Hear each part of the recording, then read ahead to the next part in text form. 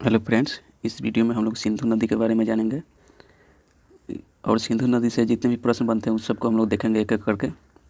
तो इससे पहले आप अगर चैनल पर नए हो तो चैनल को जरूर सब्सक्राइब कीजिएगा और वीडियो अगर अच्छा लगे तो लाइक कीजिएगा और अपने दोस्तों के पास शेयर कीजिएगा जो भी कंपटीशन की तैयारी करते हैं। तो चलिए देखते हैं सिंधु नदी के बारे में।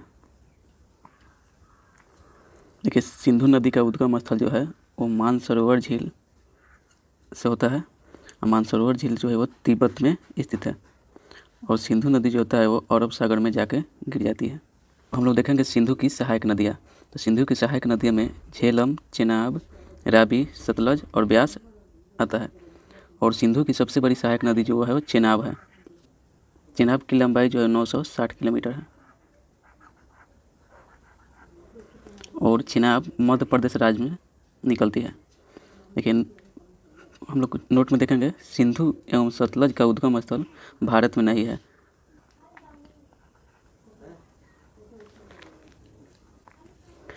सिंधु नदी पर एक समझौता हुआ था पाकिस्तान और भारत के बीच, जिसे सिंधु जल समझौता के नाम से जाना जाता है। यह 1960 ईस्वी में समझौता हुआ था भारत एवं पाकिस्तान के बीच, जिसके तहत भारत को 20% जल मिलना है और पाकिस्तान को 80%। हम लोग देखेंगे परियोजना के बारे में, यानी कि चिनाब नदी पर जो परियोजनाएं बनाए गए हैं उसके बारे में हम लोग देखेंगे। तो देखिए, इसका एक ट्रिक है SSB दुल्हा, यानी कि चिनाब नदी पर बनाया गया परियोजना का ट्रिक है SSB दुल्हा। तो S से हो जाएगा सलाल परियोजना और S से हो जाएगा सतलज परियोजना और B से हो जाएगा बलगिहार परियोजना और दुल्हा से हो जाएगा दुल्हस्ती परियोजना। ये चारों परियोजनाएं जो है वो चिनाब नदी पर बनाए गए हैं। झेलम नदी पर जो परियोजनाएं बनाए गए हैं उसमें तुलबुल परियोजना शामिल है। अगर पूछ देगा कि झेलम नदी पर कौन सी परियोजना बनाया गया है तो तुलबुल परियोजना झेलम नदी पर बनाया गया है। आगे हम लोग देखेंगे ब्रह्मपुत्र नदी के बारे में। देखिए, ब्रह्मपुत्र नदी के बारे में हम लोग देखेंगे। ब्रह्मपुत्र नदी का उद्गम स्थल जो है वो मानसरोवर झील यानी कि तिब्बत से है और ब्रह्मपुत्र नदी का जो अलग अलग नाम से जाना जाता है, जैसे तिब्बत में ब्रह्मपुत्र नदी को सांगपो के नाम से जाना जाता है और बांग्लादेश में यमुना के नाम से जाना जाता है।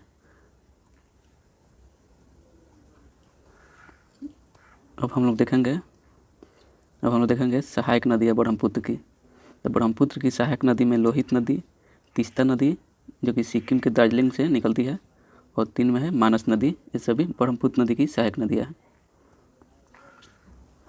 देखिए, ब्रह्मपुत्र नदी जो है वो बंगाल की खाड़ी में जाके गिरती है।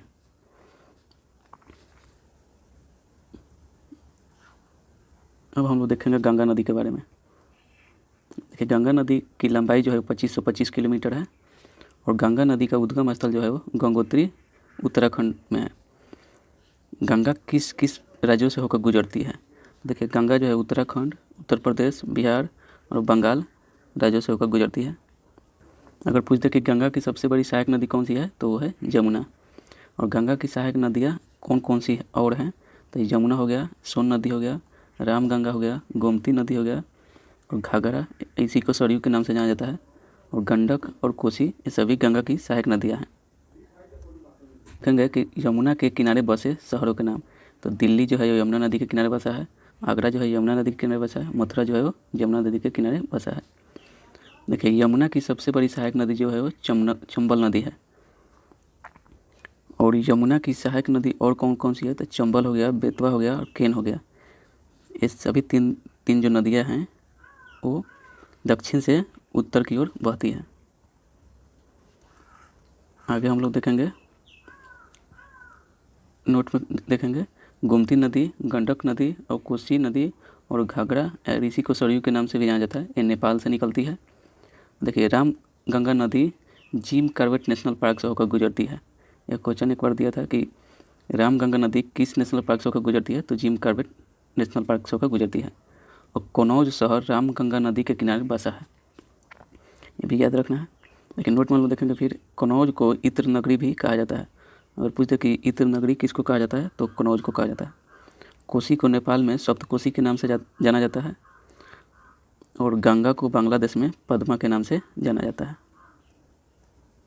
अब हम लोग देखेंगे कि अमरकंटक से निकलने वाली नदियाँ। तो अमरकंटक से जो होता है सोन नदी निकलता है, ये उत्तर दिशा में बहती है, और महानदी जो होता है वो पूर्व दिशा में बहती है। और महानदी अमरकंटक से निकलती है। नर्मदा नदी भी अमरकंटक से निकलती है और ये पश्चिम दिशा में बहती है। देखिए साबरमती जो है वो अरावली पर्वत से निकलती है, ये याद रखना है। गोदावरी नदी को बूढ़ी गंगा या दक्षिणी गंगा कहते हैं, और गोदावरी नदी जो है वो नासिक से निकलती है। नदी के बारे में, ये कृष्णा नदी है, यह नदी महाबलेश्वर से निकलती है।